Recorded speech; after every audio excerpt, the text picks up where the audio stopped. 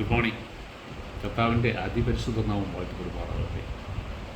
ഞാൻ ഈ ദിവസങ്ങളിൽ പ്രാർത്ഥിക്കുന്ന ഒരു പ്രാർത്ഥന, കർത്താവേ, ഈ ഇൻസിഡൻറ്റിൽ കൂടെ, എൻ്റെ ഈ രോഗത്തിൽ കൂടെ, ഈ പ്രതിസന്ധിയിൽ കൂടെ അങ്ങയുടെ നാമം മാത്രം ഉയരണം. It's from my heart. അങ്ങ് എന്നെ സ്നേഹിക്കുന്നുവെന്നും അങ്ങയിൽ വിശ്വസിക്കുന്ന, ആശ്രയിക്കുന്ന ഓരോരുത്തരെയും സ്നേഹിക്കുന്നുവെന്നും കരുതുന്നുവെന്നും പ്രതിസന്ധികളിലും അല്ലാത്തപ്പോഴും അങ്ങ് കൂടെയുണ്ടെന്നും അങ്ങ് കൈപിടിച്ചതിൻ്റെ പുറത്ത് കൊണ്ടുവരുമെന്നും താങ്ങാന്നേ കൂടുതലൊന്നും അനുവദിക്കുകയില്ലെന്നും കർത്താവിന് അസാധ്യമായിട്ട് ഒരു കാര്യമില്ലെന്നും ഒക്കെയുള്ള കാര്യങ്ങൾ അനേകർക്കത് ബോധ്യപ്പെടണം.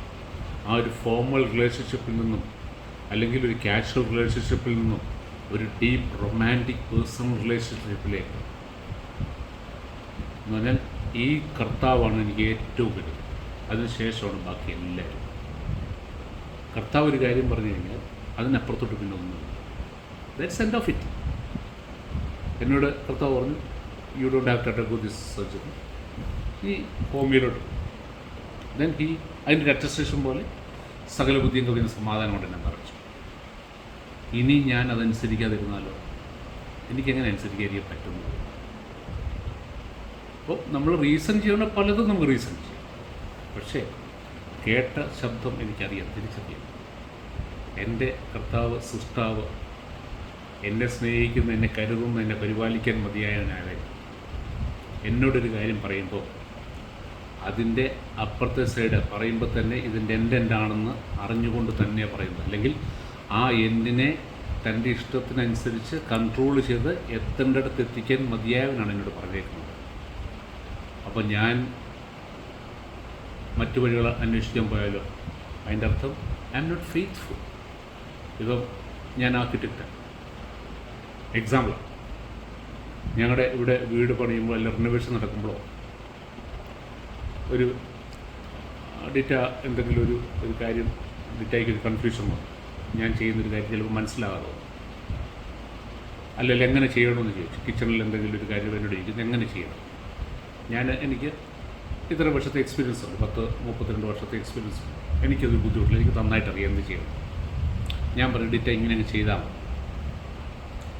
ഡിറ്റ അത് ഉറപ്പില്ലാതെ, ഡിറ്റ വേറെ കുറച്ച് പേരുണ്ട്, അല്ലെങ്കിൽ ഇതിനെക്കുറിച്ച് വലിയ ഗ്രാഹ്യമില്ലാത്ത കുറച്ചറിയാം, പക്ഷേ എൻ്റെ ഇത്രയും എക്സ്പീരിയൻസില്ല. ചിലപ്പോൾ 5 വർഷം എക്സ്പീരിയൻസ് ആയിരിക്കും, അല്ലെങ്കിൽ 1-2 വീട് പണിതായിരിക്കും, സ്വന്തം കുറച്ച് ബുദ്ധിയുള്ളതായിരിക്കും. ഡിറ്റ അവരോട് പോയി ചോദിച്ചിട്ട് അവർ പറയുന്നത് ചെയ്യുവാണെങ്കിൽ എനിക്കുണ്ടാകുന്ന വിഷമമാണ് 100% എനിക്കറിയാം അതല്ല ശരി, ഞാൻ പറഞ്ഞത് മാത്രമാണ് എൻ്റെ സൊല്യൂഷൻ. ഞാനൊരു നിർബന്ധ ബുദ്ധി പറയില്ല കേട്ടോ, എക്സാമ്പിളാണ്. ഞാൻ ആ കാര്യം പരിഹരിക്കാൻ എനിക്കുള്ള ആവശ്യമായ വിസ്ഡമുണ്ട്, അതിനുള്ള എക്സ്പീരിയൻസ് ഉണ്ട്. ഞാൻ ഡിറ്റയോട് ഉറപ്പിച്ചു, ഡിറ്റ ഇങ്ങനെ ചെയ്താൽ മതി, അത് കറക്റ്റ് ആയിക്കോളും. ഡിറ്റയ്ക്ക് ഇങ്ങനെ എന്നെ സംശയത്തോടെ നോക്കി. അതിനുശേഷം ഡിറ്റ പുറത്തിറങ്ങി, ഡിറ്റയുടെ ഫ്രണ്ട്സിനെ ചോദിക്കുന്നു, അല്ലെങ്കിൽ അതുപോലെ റിലേറ്റീവ്സിനോട് കൺസൾട്ട് ചെയ്യുന്നു. ഇങ്ങനെ പറയുന്നത് അതാണോ എൻ്റെ കറക്റ്റ്? അപ്പോൾ അവർ പല അഭിപ്രായങ്ങൾ പറയും.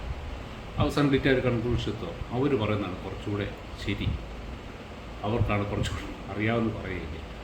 എൻ്റെ അവസ്ഥ എന്ന് ആലോചിച്ചില്ല.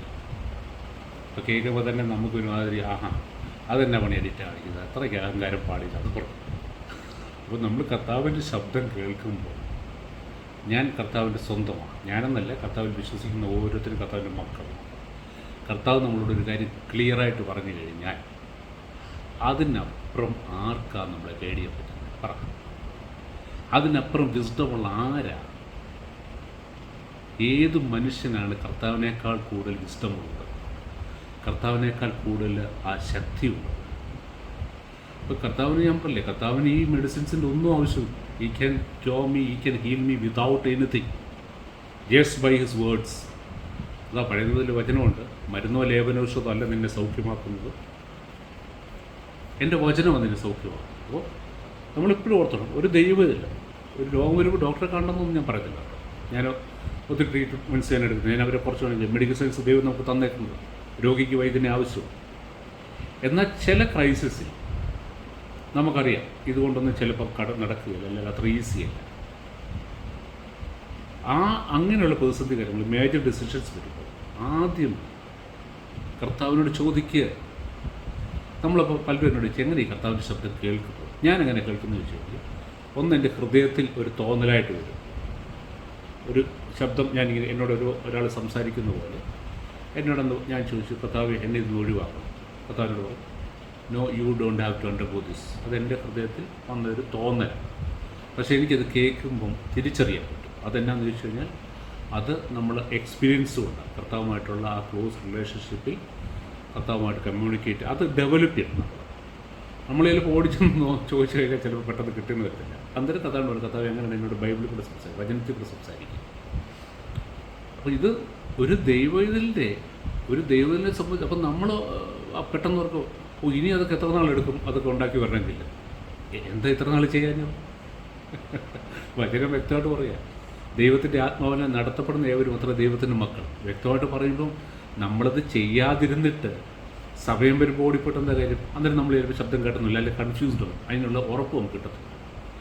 എന്നെ സംബന്ധിച്ചോളം എനിക്കതിനകത്തൊരു സംശയമില്ല. കാരണം നേരത്തെ പല പ്രാവശ്യങ്ങളും എന്നെ അതുപോലെ പല ചെറിയ കാര്യങ്ങളിലും വഴി നടത്തിയിട്ടുണ്ട്. അപ്പോൾ എൻ്റെ ന്യായമായ ഒരു ചോദ്യം, ഈ ചെറിയ കാര്യങ്ങൾ വഴി നടത്തുന്ന കർത്താവ് വലിയ കാര്യങ്ങൾ വഴി നടത്താൻ വയ്യാത്തവനാണോ? ഒരിക്കലും അനുവദിക്കത്തില്ല. എനിക്ക് തെറ്റിപ്പോയാൽ പോലും, ഞാൻ കേട്ട ശബ്ദം തെറ്റാണെങ്കിൽ പോലും കർത്താവ് കയ്യിൽ നിന്ന് കെട്ടി അവിടെ ഇരിക്കത്തില്ല. നമ്മുടെ ഒരു കുഞ്ഞ് നമ്മളോട് വന്നൊരു അഭിപ്രായം ചോദിച്ചു, ഒരു കാര്യം ചോദിച്ചു, നമ്മളവനെ ഡയറക്റ്റ് ചെയ്തു. അവനത് ശരിയായിട്ടല്ല ഗ്രഹിച്ചത്. അവൻ അങ്ങോട്ട് പോയിട്ട് അവനത് മനസ്സിലാകാത്തത് കൊണ്ട് അവൻ വേറെന്തോ തെറ്റിലോട്ട് പോകുന്ന കാണുമ്പോൾ നമ്മളിങ്ങനെ ഇരിക്കും, ഇന്നസെൻ്റ് ഇരിക്കുമ്പോൾ ഇങ്ങനെ ഇരിക്കും, ആ പോയിട്ട് വട്ടെന്ന് പറഞ്ഞിരിക്കും. നമുക്ക് പിടികിട്ടി, എടാ അവനത് ശരിക്കും മനസ്സിലായിട്ടില്ലയോ, നീ വാ, അതല്ല ഞാൻ നിന്നോട് പറഞ്ഞത്, അതല്ല ഞാൻ ഉദ്ദേശിച്ചത്. We will correct. ദോഷികളായ നമ്മുടെ കുഞ്ഞുങ്ങൾ വഴിതെറ്റിപ്പാൻ അനുവദിക്കുകയില്ലെങ്കിൽ സ്വർഗസ്മയ പിതാവ് തന്നിൽ ആശ്രയിക്കുന്നവരെ എത്രയധികമായിട്ട് വരും ആലോചിക്കുക. കർത്താവ് അനുഗ്രഹിക്കട്ടെ.